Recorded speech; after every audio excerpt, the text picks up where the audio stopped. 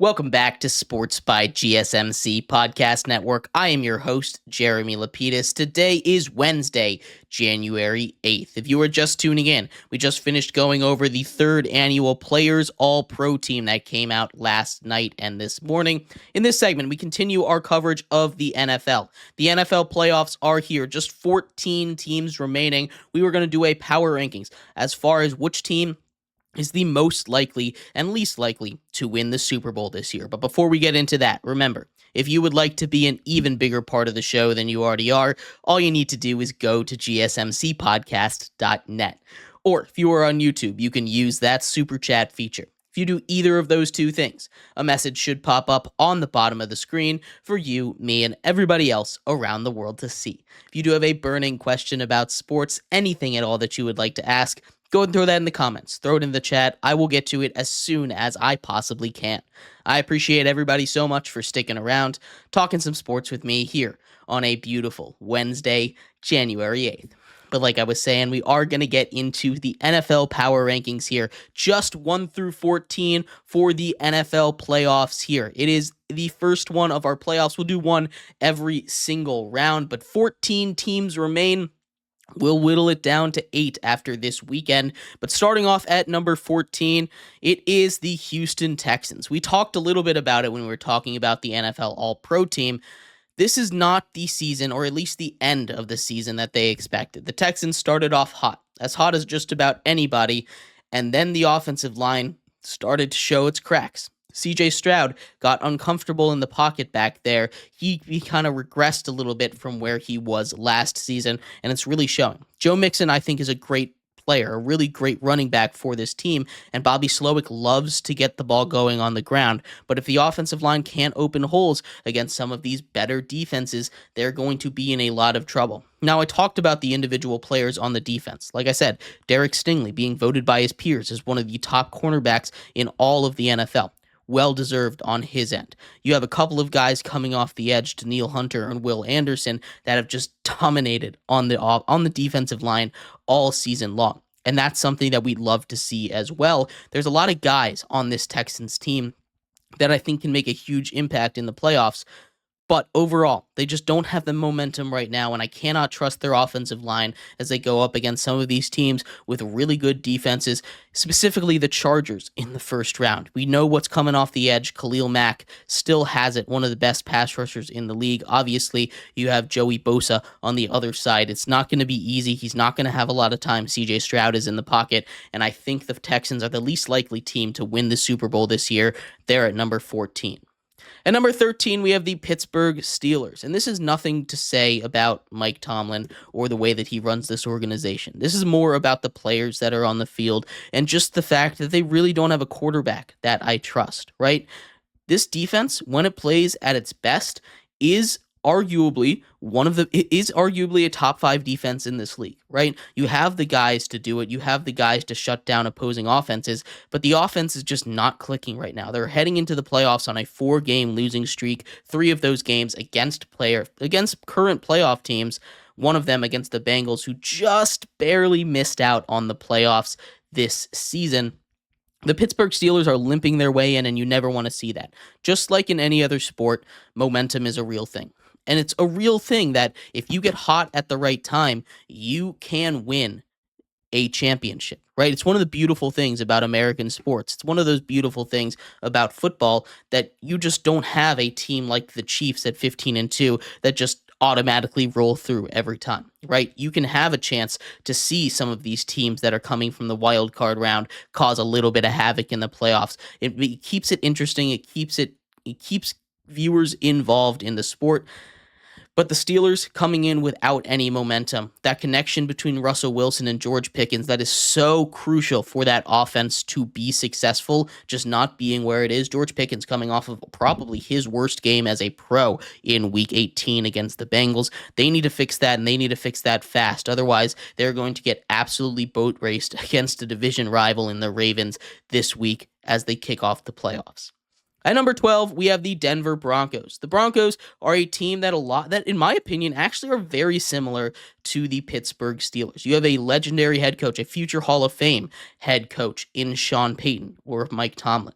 You have a quarterback that gets his flowers when the team is going good, but honestly, not really the guy that I'd like to rely on, Bo Nix and Russell Wilson. You've got a really good set of receivers that you can trust on the deep threat over there in Cortland Sutton and George Pickens. Marvin Mims stepping up pretty huge as well for the Broncos.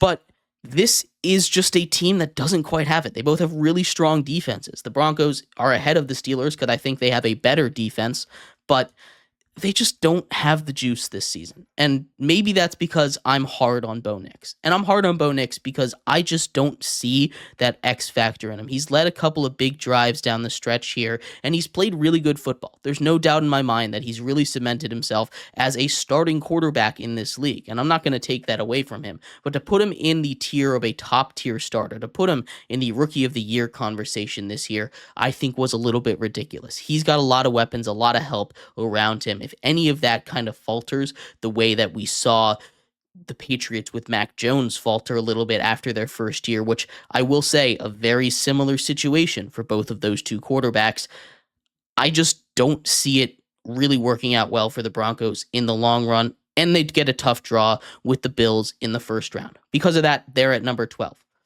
At number 11, we have the Chargers. This is a team that I think is just 1 or 2 years away from truly being there. That defense, granted, against some not as tough competition this year, has been really impressive, right? They've held a lot of the teams down to one of the best scoring defenses in all of the league, right? They get a good draw against the Texans in round 1. Justin Herbert, in my opinion, a top 5 quarterback in the NFL. And all of that, they deserve their flowers. Jim Harbaugh should be in the conversation for Coach of the Year for turning a 5-12 team into a playoff team in year 1. A 5 seed, nonetheless, in an AFC that actually was very competitive down the stretch there. The Chargers are a very good team. I just don't trust the offensive weapons outside of Ladd McConkey to be reliable enough for Justin Herbert at the end of a game to really push them too far in the playoffs. I think they can win a game, but I don't think it's going to be enough because I just don't trust the weapons for the Chargers. Getting into the top 10, at number 10, we have the Packers. And really, I want to put this Packers team higher. I think they've got a chance to really make some noise, but the loss of Christian Watson is going to be really bad for them, right? He was a guy that really stretched the field.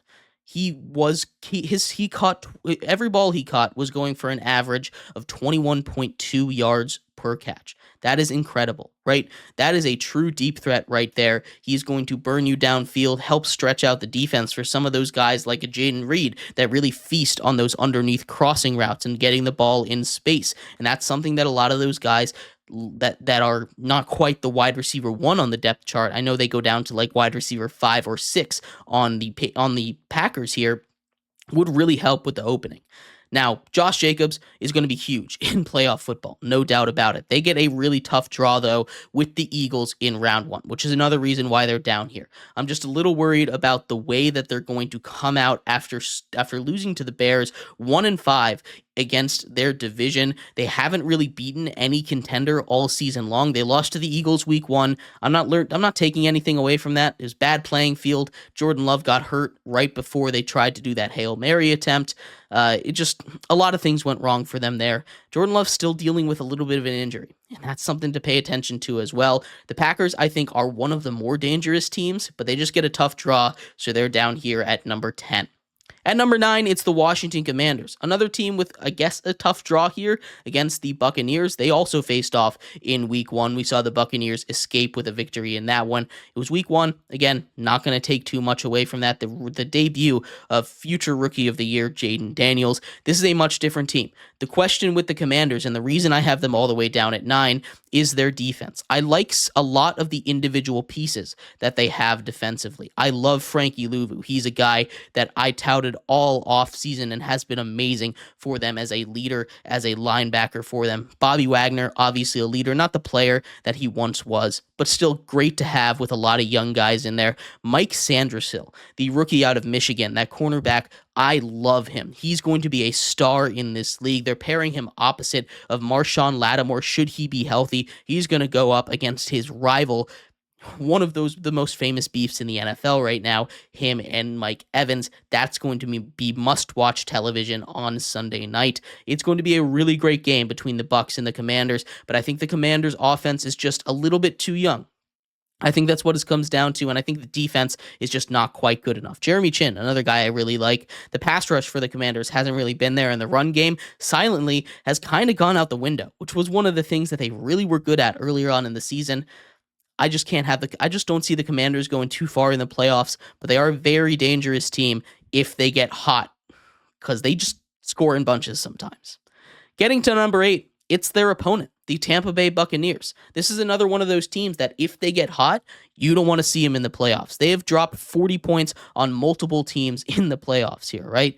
They dropped 40 points on the Chargers. They got shut down by the Broncos, though. This is a team that is very hot and cold.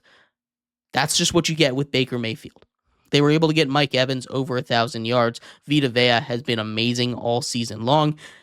They get Shaq Barrett. I think that could be a huge get for them defensively, but really it's all going to come down to what Baker Mayfield you get. Is he going to be able to play a great Baker Mayfield football for 4 quarters in a game?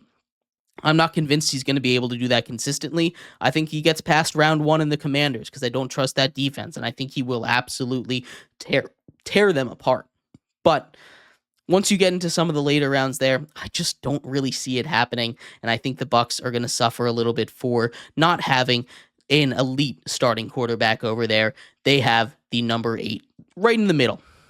At number 7, it's the Los Angeles Rams. This is a team that I think is, I won't say boring is the wrong word about this Rams team, right? Because they are a very explosive team, but when you take a look at them, they're kind of that cool-headed team is the way I picture them. They're not going to get out of a game. They're going to stay in every single game regardless. They've got a lot of young talent on the defensive end. If they can get a pass rush going with Jared Verse and Braden Fisk as those catalysts, those 2 Florida State boys, that is going to be huge for their chances here.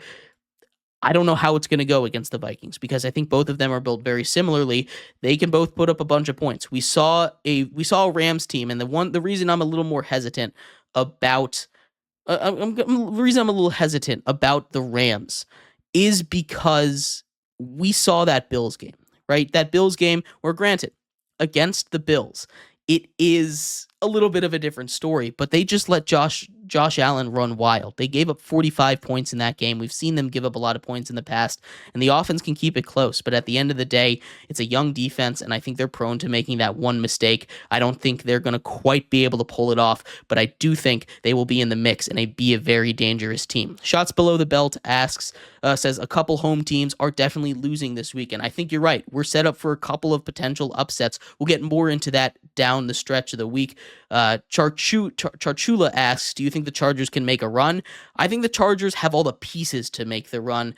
I think they'll win in the first round against the Texans, one of those home teams that will go down.